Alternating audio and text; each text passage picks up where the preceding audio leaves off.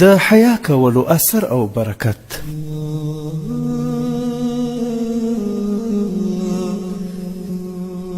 په امریکا کې یو ښار دی په نوم د ګلاسیکو. په دې کې یو کس اوسېدو، نو هغه ناروغه شو او په روغتون هسپتال کې داخل کړل شو. 3 ورځو پورې هلته داخل و. په 4مه ورځ باندې یوې نرسې ورته وویل چې تاسو زما سره واده وکړئ. هغه ورته وویل چې ولې؟ زه خو مسلمان یم، زما او ستا سره وخت نه تیریږي. هغې نرسې ورته وویل چې زه به مسلمانه شم. پوښتنه یې ترې وکړه چې ولې مسلمانېږي؟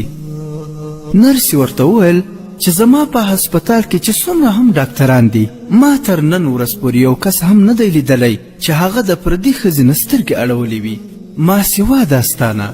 ته زما په ژوند کې اولنی کس یې کوم چې ښځې ویني نو سترګې لاندې کړي. زه چې کله هم ستا مخې ته راځم نو ته سترګې لاندې کړې او ما ته نه ګورې. دومره لویه حیا د ریښتوني دین نه ما سوا بل څوک نشي ښودلی.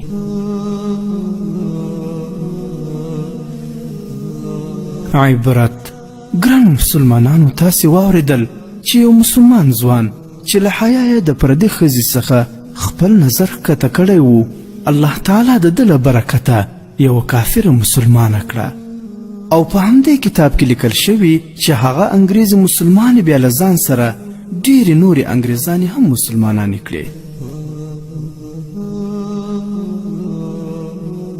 او د حیا په اړه نبی اکرم صلی الله علیه وسلم فرمایلی دي حیا او ایمان یو د بل سره تړل شوي دي.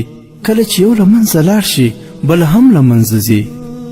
او دغسې نبی اکرم صلی الله علیه وسلم فرمایلی چې هر دین خپل ځان ته عادت او اخلاق لري، چې د اسلام عادت او اخلاق حیا ده.